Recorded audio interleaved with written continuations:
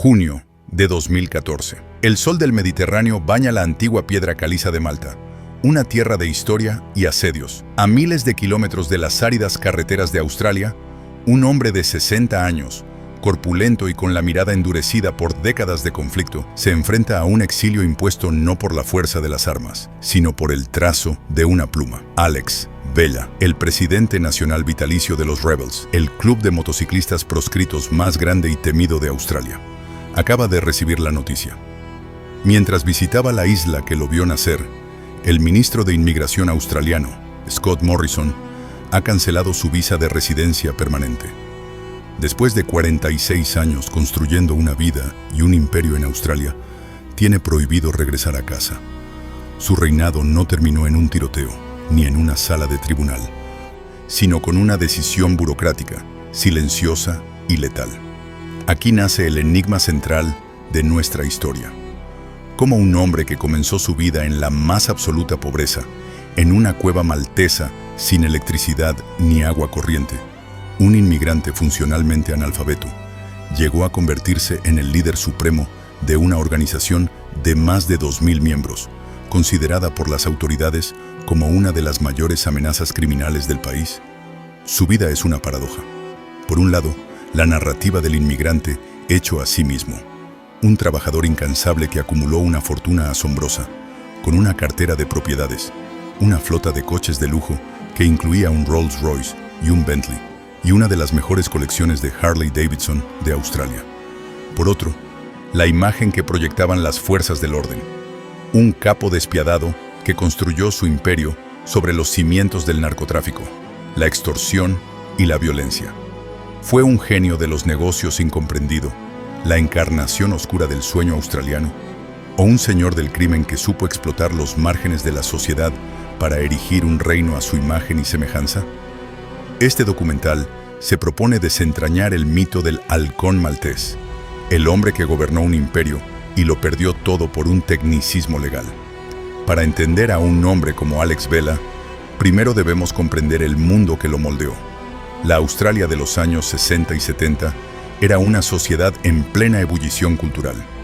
Influenciada por las contraculturas estadounidense y británica, una generación de jóvenes buscaba una identidad propia, lejos de las rígidas normas de sus padres. En este caldo de cultivo nacieron los clubes de motociclistas proscritos, los Outlaw Motorcycle Gangs. Estos clubes surgieron como refugios para hombres que se sentían alienados por la sociedad convencional, muchos de ellos veteranos de guerra que no encontraban su lugar. Se fundaron sobre ideales de libertad, una hermandad inquebrantable y una hostilidad visceral hacia la autoridad. En sus inicios, no eran empresas criminales en el sentido moderno. La delincuencia era un subproducto de su estilo de vida. Peleas de bar, infracciones de tráfico, desorden público, actos que reforzaban su identidad de rebeldes. Era un mundo con sus propias reglas, su propia jerarquía y su propio código de honor. En este mundo a punto de explotar, aterrizó Alessio Emanuel Vella. Nacido en 1953, fue uno de los 11 hijos de una devota familia católica en Malta. Su infancia no fue solo humilde, fue precaria. La familia vivía en una cueva cerca de Busquet, sin las comodidades más básicas como la electricidad o el agua corriente. A los 8 años ya trabajaba en la construcción, acarreando cubos de agua por unos centavos al día. Este trabajo brutal le inculcó una ética laboral implacable, pero le robó la oportunidad de una educación formal, dejándolo funcionalmente analfabeto para el resto de su vida. En 1967, la familia Vella, como tantos otros, emigró a Australia en busca de una vida mejor. Se establecieron en Horsley Park, en las afueras de Sydney, donde montaron una granja de fresas. El joven Alex encarnó la historia del inmigrante trabajador. Aceptaba 2 o 3 empleos a la vez, desde peón de albañil hasta portero de discoteca. Paralelamente, canalizó su fuerza y disciplina en el boxeo. Su carrera fue prometedora, llegando a ganar el título de campeón de Malta de peso semipesado en 1978. Fue en el ring donde se ganó el apodo que lo definiría, el halcón maltés, pero ni la granja ni el ring podían contener su ambición. En 1969, un hombre llamado Clint Jacks había fundado en Brisbane un club de motociclistas llamado The Confederates. Su insignia, una bandera confederada con una calavera, era una declaración de principios. Eran rebeldes, proscritos. El club pronto cambiaría su nombre a The Rebels. En 1972, Alex Vela, apasionado por las motocicletas, se unió a ellos y fundó el capítulo de Sydney. Su ascenso fue meteórico. Su carisma, su imponente presencia física y su astucia natural lo distinguieron de inmediato. Para 1973, con apenas 20 años y solo un año después de unirse, ya era el presidente nacional de los Rebels. La trayectoria de Vella representa una versión oscura y paradójica del sueño del inmigrante. Sus mayores desventajas en la sociedad convencional, su analfabetismo, su condición de extranjero, se convirtieron en sus mayores activos en el mundo de los clubes proscritos. Este universo no era una meritocracia académica, sino una meritocracia de la fuerza, la lealtad y la ambición. Su incapacidad para leer un listín telefónico era irrelevante. Su capacidad para imponer respeto con una sola mirada lo era todo. No triunfó a pesar de ser un marginado. Triunfó porque eligió un mundo donde ser un marginado era el requisito fundamental para reinar. Bajo el liderazgo de Alex Vela, los Rebels dejaron de ser una hermandad de rebeldes para convertirse en un imperio. Durante sus 4 décadas en el trono, el club experimentó una expansión sin precedentes. De un puñado de capítulos dispersos, crecieron hasta convertirse en el OMCG más grande de Australia, con una estructura que en su apogeo contaba con más de 70 capítulos y una fuerza de entre 1,000 y 2,000 miembros en todo el país. Este crecimiento no fue orgánico, fue estratégico. Vella impuso una disciplina férrea y una estructura jerárquica de inspiración militar. La constitución del club, aunque públicamente, se presentaba como una organización sin ánimo de lucro para entusiastas de las Harley Davidson, exigía una lealtad absoluta. Un miembro solo podía unirse una vez y jamás podría afiliarse a otro club.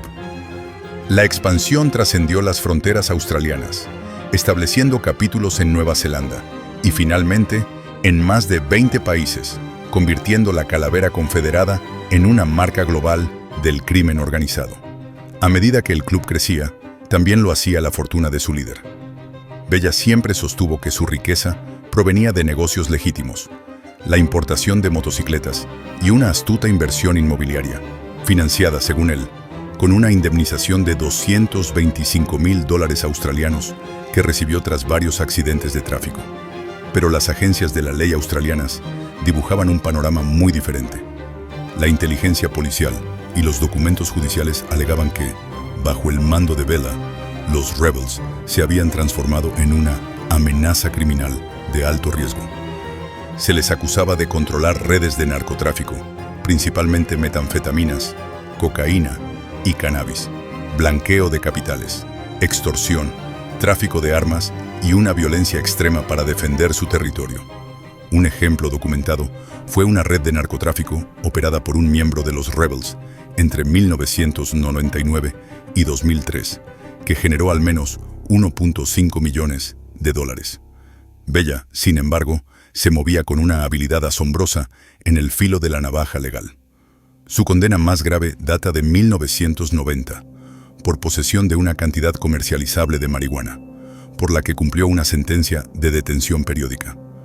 Fue arrestado por otros delitos violentos, pero nunca condenado, lo que le permitió cultivar una imagen pública de víctima de una persecución policial. El primer gran punto de inflexión llegó en 1995. En el marco de la Operación Panzer, la policía llevó a cabo una redada masiva en su propiedad de Sydney, incautando bienes por valor de $3 millones, incluidos sus coches de lujo y 44 Harley Davidsons, bajo la acusación de ser producto del delito. Pero Vella contraatacó en los tribunales. En una victoria legal asombrosa, consiguió que le devolvieran todas sus propiedades, cimentando su leyenda de intocable. La década de 2000 trajo consigo una escalada de la violencia pública. Las guerras de motociclistas se recrudecieron. El conflicto más notorio fue la brutal guerra territorial contra el club Rock Machine en Australia Occidental, que comenzó en 2009 y que incluyó atentados con bombas incendiarias e intentos de asesinato. Esta violencia descarnada atrajo una atención mediática y policial sin precedentes, destrozando cualquier ilusión de que los clubes eran meras asociaciones de amigos. El crecimiento exponencial de los Rebels y la consolidación del poder de Bella no fueron fenómenos paralelos, sino simbióticos. El club proporcionó la estructura y el ejército para la ambición de Bella, mientras que su dirección estratégica y su control absoluto alimentaron la expansión del club. La policía lo tenía claro. Los Rebels se habían mantenido cohesionados y disciplinados gracias al fuerte liderazgo de Bella. El hombre y la organización se habían fusionado. Eran una misma entidad. Alex Vela no era simplemente el líder de los Rebels. Él era los Rebels. El ascenso de Vela y la expansión de los Rebels fue un viaje de décadas. Todo comenzó en 1967, cuando un joven Alex Vela emigró a Australia. Apenas 2 años después, en 1969, nacían en Brisbane los Rebels, conocidos entonces como los Confederates. En 1972, Vela se unió al club, fundando el capítulo de Sydney, y para 1973, con una rapidez asombrosa, ya era su presidente nacional. Mientras su poder crecía, en 1978, demostró su destreza física, ganando el título de campeón de boxeo de Malta. La década de los 90 marcó sus primeros roces serios con la ley. Fue condenado por posesión de marihuana en 1990 y en 1995 la policía lanzó la masiva Operación Panzer contra su propiedad. Los años 2000 vieron la expansión global de los Rebels y una brutal escalada en las guerras de motociclistas, destacando el violento conflicto con el club Rock Machine que estalló en 2009. El principio del fin se escribió en 2014, cuando su visa fue cancelada mientras visitaba Malta, y el golpe de gracia final llegó en 2015, cuando el Tribunal Superior de Australia confirmó su exilio definitivo. La audacia de los Rebels y la creciente violencia en las calles de Australia provocaron una respuesta del Estado de una escala nunca antes vista. En 2012, el gobierno australiano lanzó la Fuerza de Tarea ATERO, una operación nacional multiagencia con un único y claro mandato: interrumpir, incapacitar y desmantelar las actividades criminales de los Rebels Motorcycle Club. Esto no era una simple serie de redadas. ATERO estaba compuesta por 14 agencias policiales y de inteligencia, una maquinaria estatal diseñada para aplastar a su objetivo. El impacto fue inmediato y devastador. Solo en su primer año de funcionamiento, la operación resultó en más de 330 arrestos y la formulación de más de 500 cargos contra miembros y asociados de los Rebels. La presión era sistemática, implacable y provenía de todos los frentes. El clímax de esta guerra, sin embargo, no sería un enfrentamiento armado. Sería una jugada maestra, burocrática y letal. En junio de 2014, Alex Vela, con 60 años cumplidos, viajó a Malta para visitar a su familia. Fue el error que el gobierno australiano había estado esperando. Con Bella fuera del país, el ministro de Inmigración, Scott Morrison, ejecutó su plan. Invocando las disposiciones de carácter de la Ley de Migración, canceló personalmente la visa de residencia de Bella. La justificación oficial se basó en informes de inteligencia confidenciales de la policía y de la Comisión Australiana contra el Crimen, que lo señalaban como una persona de mal carácter debido a su liderazgo de una organización criminal. El momento fue de una precisión estratégica quirúrgica. En el pasado, las autoridades habían intentado revocar su visa, pero Bella siempre se encontraba físicamente en Australia, lo que le permitía enredar el proceso en largos y costosos desafíos legales. Al esperar a que estuviera en el extranjero, el gobierno lo dejó legalmente varado, incapaz de regresar para luchar desde el sistema que tan bien conocía. En cuestión de días, el imperio de los Rebels había sido decapitado. El emperador estaba en el exilio y su principal ejecutor muerto. La organización quedó sin timón, a la deriva en un mar de incertidumbre y vulnerabilidad. La policía se preparó para lo que parecía inevitable: una sangrienta lucha interna por el poder. La caída de Alex Vela reveló un cambio fundamental en la estrategia del Estado. Durante décadas, Bella había demostrado ser un maestro en el arte de burlar el sistema de justicia penal. Una nueva redada o un nuevo cargo criminal probablemente habrían terminado de la misma manera. Por eso, el gobierno no intentó vencerlo en su propio juego. En su lugar, identificó una vulnerabilidad única y no criminal. Tras 46 años en el país, Bella nunca se había convertido en ciudadano australiano. Legalmente, seguía siendo un invitado. En lugar de necesitar pruebas, más allá de toda duda razonable, para un delito, el ministro solo necesitaba satisfacer la prueba de carácter de la ley de migración, un umbral mucho más bajo y discrecional. Fue una jugada que eludió todo el aparato de justicia penal para el que Bella estaba preparado. No fue una batalla, fue un jaque mate administrativo. Desde su exilio forzado en Malta, Alex Bella emprendió una última y desesperada batalla legal. Sus abogados argumentaron que se le había negado la justicia natural, un principio fundamental del derecho anglosajón. El núcleo de su apelación se centraba en que la decisión del ministro se había basado en información protegida, evidencia secreta a la que ni Bella ni su equipo legal tuvieron acceso, impidiéndoles así montar una defensa adecuada. Pero la lucha fue en vano. Tras perder en el Tribunal Federal, su última esperanza residía en una solicitud de permiso especial para apelar ante el Tribunal Superior de Australia, la máxima instancia judicial del país. El 16 de octubre de 2015, el tribunal emitió su veredicto, una decisión unánime de no escuchar su apelación. Un portavoz del tribunal lo calificó como el final del camino para Alex Bella. Su exilio era, ahora, permanente. La ausencia definitiva del líder provocó el colapso que la policía había anticipado. La detective superintendente Deb Wallace, jefa del escuadrón contra pandillas de Nueva Gales del Sur, declaró que la estructura de liderazgo de los Rebels estaba en desorden y que estaban presenciando cómo los miembros entregaban sus colores, un gesto simbólico de abandono definitivo. La lealtad, el pilar sobre el que Bella había construido su imperio, comenzó a erosionarse. Surgió un profundo descontento interno cuando se ordenó a los miembros contribuir económicamente al fondo legal de Bella, mientras llegaban informes de que él seguía ingresando más de 100.000 euros al año por el alquiler de la sede nacional del club.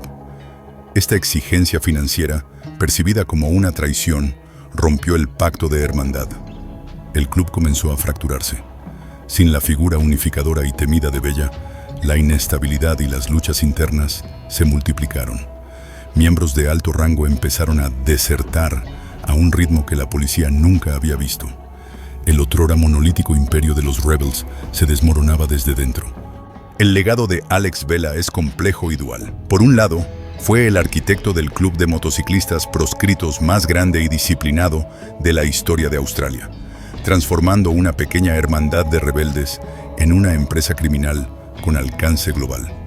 Por otro lado, y quizás más importante, su caída sentó un precedente formidable. Demostró la devastadora eficacia de utilizar la ley de inmigración como un arma contra figuras del crimen organizado que no poseen la ciudadanía australiana. Desde entonces, esta táctica se ha empleado para deportar a numerosos líderes de otros OMCGs, cambiando las reglas del juego en la lucha contra el crimen organizado. Sin embargo, esta estrategia no ha estado exenta de consecuencias imprevistas. Mientras los Rebels se debilitaban en Australia, Bella fundaba un nuevo capítulo en Malta. La deportación sistemática de otros motociclistas ha sido criticada por, simplemente, exportar el problema, trasladando el crimen organizado al estilo australiano a países como Nueva Zelanda. La rápida desintegración del club tras el exilio de Bella subraya la debilidad inherente de cualquier organización tan centralizada en una única figura autocrática. La mayor fortaleza de Bella, su control absoluto, se convirtió en el defecto fatal del club una vez que fue eliminado. Vivió como un rebelde, pero fue vencido como un residente extranjero. Una paradoja final y amarga en una vida definida por la búsqueda incesante de un poder que, al final, resultó ser tan frágil como el papel de una visa.